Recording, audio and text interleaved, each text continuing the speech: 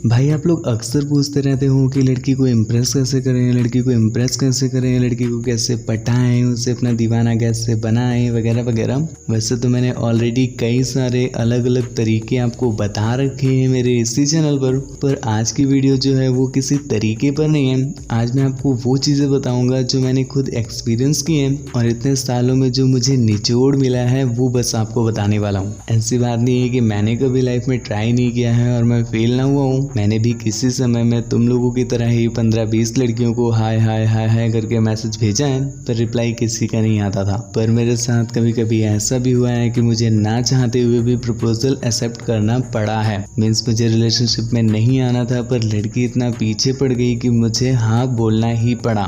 तो ऐसा कैसे हुआ, मैंने कौन सी चीज़ें सीखी, कौन सी चीज़ें ट्राई की, मैंने क्या क्या एक्सपेरिमेंट किए हैं, आज मैं आपको सब इस वीडियो में बताने वाला हूँ। आज मैंने कोई भी हेडिंग वगैरह लिख करके नहीं रखी है, ना मैंने कोई स्क्रिप्ट बनाई है, बस मैं अपनी मन की बातें ही आपको बोलने जा रहा हूँ। क्योंकि अगर मैं स्क्रिप्ट बनाता तो मेरे पास इतनी बातें हो जाती हैं कि ये वीडियो 30-40 मिनट की हो जाती।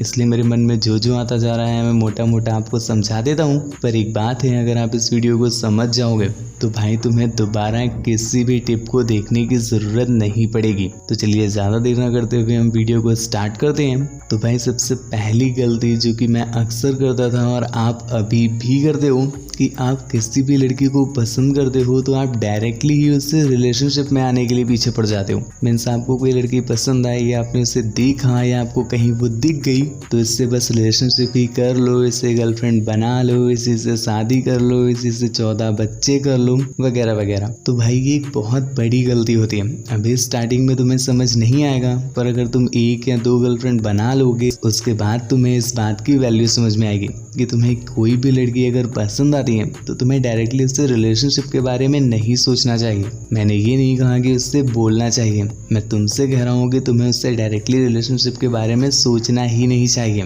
बिकॉज जो हम सोच लेते हैं हम वही बोल देते हैं। इसलिए अपने माइंड में लेकर के चलो कि हाँ लड़की पसंद है तो हम उससे फ्रेंडशिप करेंगे, अगर वो अच्छी लगी, उसका बिहेवियर अच्छा लगा तो हम आगे रिलेशनशिप में सोचेंगे। पर हम क्या करते हैं, डायरेक्टली हमारी उसी रिलेशनशिप में ही आकर अटक जाती है। पहले फ्रेंडशिप होता है भाई, बाद में रिलेशनशिप होता है। लड़की तुम्हें जानती नहीं है, तुम्हें पहचानती नहीं है, उसने तुम्हें कभी देखा नहीं है, देखा भी है तो जाना नहीं है, जाना भी है तो माना नहीं है। मजाक कर रहा हूँ, कहने का मतलब ये है कि वो तुम्हें ठीक से जानती नहीं है, पर आप डायरेक्टली ही रिलेशनशिप सोच लेते हो, शादी सोच लेते हो, बच्चे सोच लेते हो, हनीमून पैकेज तक सोच लेते हो। पर वो लड़की जिसके लिए तुमने इतना कुछ सोचा उसे तो यही नहीं पता है कि आप उसे पसंद भी करते हो। तो भाई ये माइंडसेट तुम बिल्कुल बदल दो कि कोई लड़की पसंद आती है तो हम उसके साथ डायरेक्टली रिलेशनशिप में आ जाए। ब्रो हमेशा फ्रेंडशिप से ही स्टार्ट करो और तुम्हें कुछ समय बाद अपने आप ही समझ में आ जाएगा। जो लड़की अच्छी होगी तो हाँ ठीक है रिलेशनशिप कर लेते हैं, पर मैक्सिमम टाइम में आपको यही लगेगा कि नहीं यार इसे रहने देते हैं, इससे अपना रिलेशनशिप चल नहीं पाएगा, ये फ्रेंड बनकर ही ज़्यादा सही है।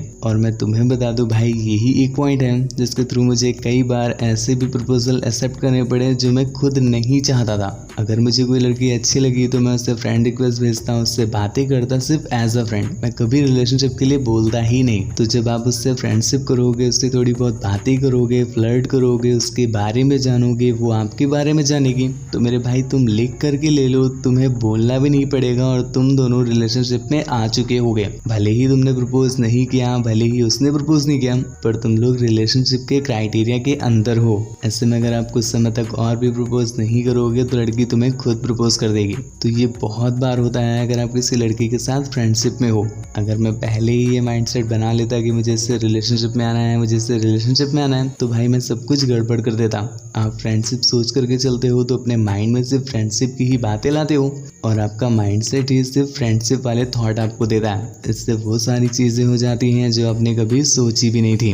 तो मेरे भाई इस बात को तुम अपने माइंड में बैठा लो और सिर्फ एक बार ही मेरी बात मान करके ट्राई करके देखना। और इसके साथ साथ एक और चीज़ जो मैंने नोटिस की है इतने सालों में और मुझे बस एक ही कंक्लूजन मिला कि आपको एक वजह देनी होती है। देखो भाई दुनिया सिर्फ वजह पर ही चल रही है। तुम मेरा चैनल देख रहे हो क्योंकि एक वजह है तुम्हें गर्लफ्रेंड बनानी है, तुम स्कूल जाते हो एक वजह है कि तुम्हें क्रश को दिखाना है या पढ़ाई करनी है, जो भी वजह हो तुम्हारी। हम काम करते हैं क्योंकि एक वजह है, पैसे चाहिए। पूरी दुनिया ही सिर्फ वजह पर चल रही है। लड़की तुम्हारी गर्लफ्रेंड बनेगी इसकी एक वजह तो दो, तुम उससे कोई रीजन रीज़न तो दो वो आपकी गर्लफ्रेंड बने। और मेरे भाई मोस्टली रीज़न यही होते हैं कि एक अच्छा एंटरटेनर बन जाओ या लड़की की पसंद बन जाओ, लोगों में फेमस बन जाओ, जिससे वो आपको पाने के लिए तरसे वगैरह वगैरह। मैंने कई सारी वीडियोस में बताई है, यही वजह ही बताता हूँ। तो ब्रो एक वजह बनो जिससे लड़की तुम्हें अटेंशन दे, तुम्हें बॉयफ्रेंड बनाने के बारे में सोचे। जैसे मैंने बताया कि वजह ही ज़रूरी होती है प्यार कराने के लिए,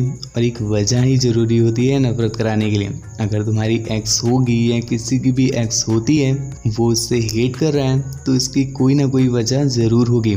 और अगर वो अभी भी उससे मिस कर रहा है तो इसकी भी कोई ना कोई वजह ज़रूर होगी। तो भाई रिलेशनशिप में वजह बहुत मैटर करती है।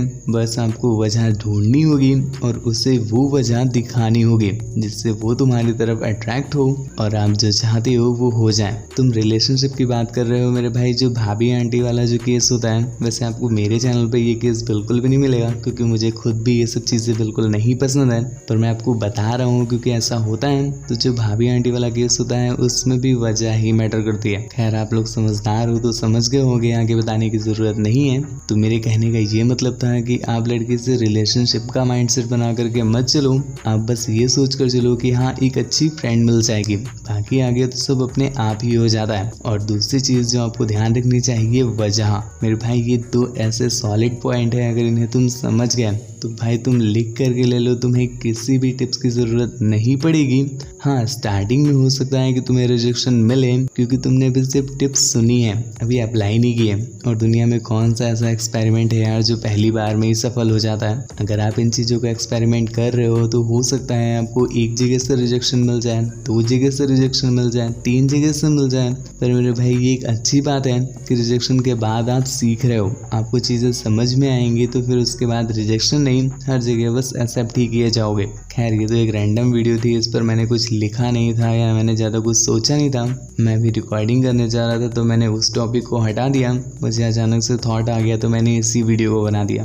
खैर अगर आपको लगा हो कि वीडियो में कोई पॉइंट था तो वीडियो को एक छोटा सा लाइक कर दीजिएगा, चैनल को सब्सक्राइब करके बेल आइकन प्रेस कर दीजिएगा। हमारे सेकंड चैनल को भी विजिट ज़रूर कीजिएगा, हम हाल ही में उसमें वीडियोस डालना स्टार्ट करने वाले हैं। मुझसे बात करना चाहते हो तो इंस्टाग्राम पर मुझे फॉलो करके मैसेज कर सकते हो। Thank you, bye bye.